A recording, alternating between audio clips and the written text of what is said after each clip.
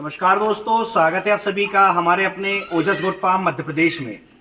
दोस्तों, आज के वीडियो में हम बात करने वाले हैं जब आप अपने बकरे बकरी और उनके बच्चों की डिवर्मिंग करें, मतलब जब आप उन्हें पेट में कीड़े मारने की दवा पिलाएं तो उसके बाद में आप उसको क्या खाने को दें, मतलब अनाज खाने को दें या ड्राई पाउडर ग्रीन पाउडर खाने को दें, कितनी मात्रा में दें और कितनी देर के बाद दें। यह जो कन्फ्यूज़न है हमारे बकरी पालकों में बहुत लंबे समय से चला आ रहा है। जैसा कि मैं आपको बता दूं कि हमारे काफ़ी बकरी पालक हैं जो हमसे फ़ोन करके पूछते हैं कि सर हमने डिवर्मिंग कर दी है, अब उसे कितनी देर के बाद में उसको खाने को दें, क्या खाने को दें। तो इस टाइप के काफ़ी सवाल आ रहे थे, तो हमने सोचा कि इस टॉपिक पे वीडियो बनाया जाए जिससे कि हमारे बकरी पालकों को सारी चीज़ें सारी जानकारी अच्छे से मिल सके, जिससे वो किसी भी गलतफहमी में ना रहें। क्योंकि कई लोग बोलते हैं कि आपको उसे दाना मिश्रण खिलाना चाहिए, कुछ लोग बोलते हैं कि आपको उसे भूसा खिलाना चाहिए या उसे पानी पिलाना चाहिए। तो आज की वीडियो में मैं आपको डिटेल में जानकारी दूंगा कि जब आप अपने बकरे बकरी उनके बच्चों की डिवर्मिंग करें तो आपको क्या खिलाना है, कितनी मात्रा में खिलाना है, कितनी देर के बाद खिलाना है।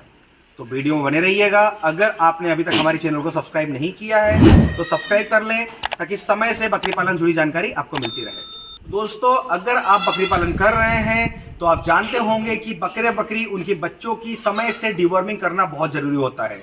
मतलब जो पेट में वॉर्म्स हो जाते हैं, कीड़े हो जाते हैं, उनको मारने की दवा पिलाना बहुत ज़रूरी है।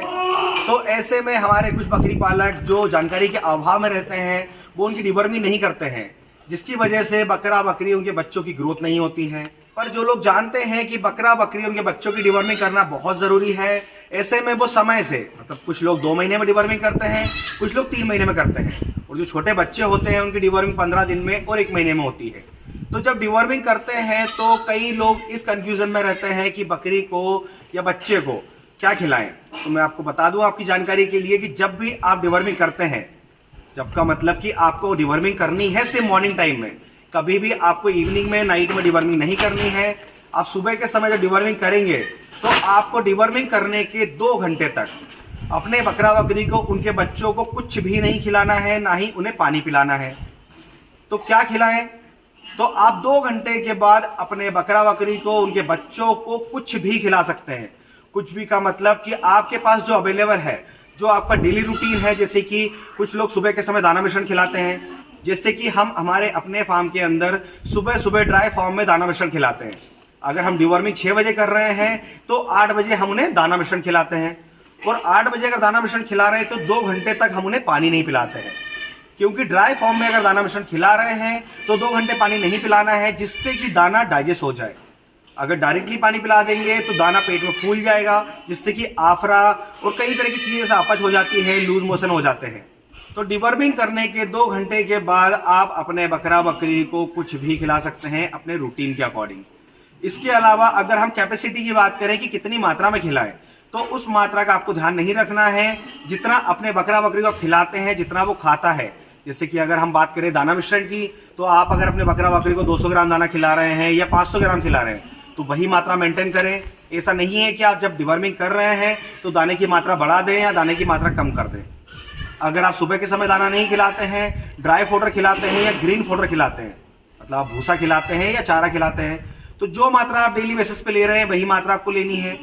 तो ये जो कंफ्यूजन है आपके दिमाग में कि डिवर्मिंग के बाद नहीं खिलाना चाहिए, ये नहीं खिलाना है या इतनी मात्रा में खिलाना है, वो सब गलत फहमियाँ है। आपको ऐसा कुछ नहीं सोचना है। इससे क्या होगा कि अगर आप अपने बकरा बकरी को डिवर्मिंग के 2 घंटे के बाद कुछ ऐसा खिलाएंगे जो वो नहीं खाता है तो उसके भी साइड इफेक्ट होंगे। तो आपको आपका रूटीन फॉलो करना है डेली बेसिस का। और जैसा कि कई लोगों के सवाल आते हैं हमारे पास, जो बकरी पालक हमसे जुड़े हुए हैं, उनका कहना होता है कि सर हमें डिवर्मिंग कल करनी है, मतलब आज वो हमें फ़ोन कर रहे हैं कि हमें डिवर्मिंग कल करनी है, तो हम क्या आज उन्हें गुड़ का पानी पिलाएं या गुड़ खिलाएं? क्योंकि कई लोग बोलते हैं कि आपको उन्हें गुड़ खिलाना चाहिए डिवर्मिंग से पहले, और कुछ लोग तो यहाँ तक बोल देते हैं कि आपको मीठा सोडा देना चाहिए।